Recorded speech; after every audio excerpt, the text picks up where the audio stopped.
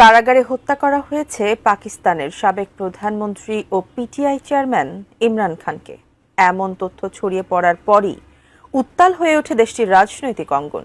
সেই উত্তাপকে আরও দ্বিগুণ করে তুলেছে ভারতীয় এবং আফগান সোশ্যাল মিডিয়া। এরপরই প্রশ্ন উঠেছে, আসলেই কি হত্যা করা হয়েছে ইমরান খানকে? বিস্তারিত জানাচ্ছেন শেখ ফরিদ। পাকিস্তানের সাবেক প্রধানমন্ত্রী ইমরান খানের সঙ্গে অন্তত ৩ সপ্তাহ ধরে কেউ দেখা করতে পারছেন না। কারাগারের অভ্যন্তরে তিনি কেমন আছেন সে তথ্য অজানা। এমন পরিস্থিতিতে খবর ছড়িয়ে পড়ে ইমরান খানকে হত্যা করা হয়েছে। এমন খবর ছড়িয়ে পড়ার পরই উত্তাল হয়ে ওঠে পাকিস্তান। পিটিআই চেয়ারম্যানের মৃত্যুর গুজব ছড়ালে আদিয়ালা কারাগারের সামনে ইমরান খানের ৩ বোন বিক্ষোভ শুরু করেন। তাদের সঙ্গে যোগ দেন সমর্থকরাও। কিন্তু ততক্ষণে এমন গুজবকে আরো জোরালো করে তোলে ভারতীয় ও আফগান সোশ্যাল মিডিয়া সাইটগুলো।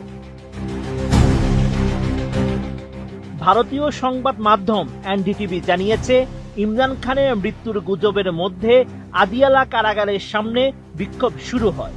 সেখানে তার ৩ বোনকে পিটিয়েছে পুলিশ।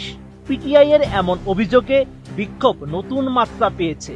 সঙ্গে বাড়ছে ইমরান খানের শারীরিক অবস্থা নিয়ে উদ্বেগ। আর সঠিক তথ্য না পাওয়ায় গুজব বেড়েই চলেছে। নতুন বাংলাদেশ গড়তে এলো জুলফিকার স্টিল। জুলফিকার স্টিল, ইস্পাত দৃঢ় অঙ্গীকার।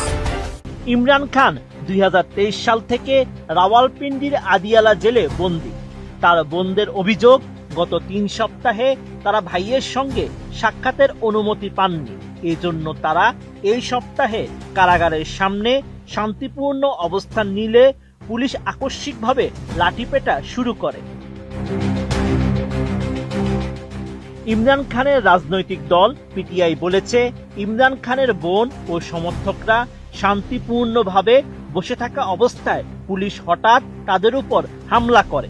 দলটি ঘটনা স্বাধীন তদন্ত দাবি করেছে। বোনদের দাবি, পিটিআই প্রধানের সঙ্গে সাক্ষাতের ন্যায়সঙ্গত অনুরোধকে অপরাধ হিসেবে দেখিয়ে নির্যাতন চালিয়েছে পুলিশ। তারা সংশ্লিষ্ট পুলিশ সদস্যদের বিরুদ্ধে অবিলম্বে ব্যবস্থা নেওয়ার দাবি জানায়। পিটিআই এর পক্ষ থেকে দাবি করা হয়েছে, ইমরান খানকে সম্পূর্ণ বিচ্ছিন্ন অবস্থায় রাখা হয়েছে। তাকে অন্যদের সঙ্গে দেখা করতে দেওয়া হচ্ছে না। এমনকি বই ও প্রয়োজনীয় জিনিসপত্র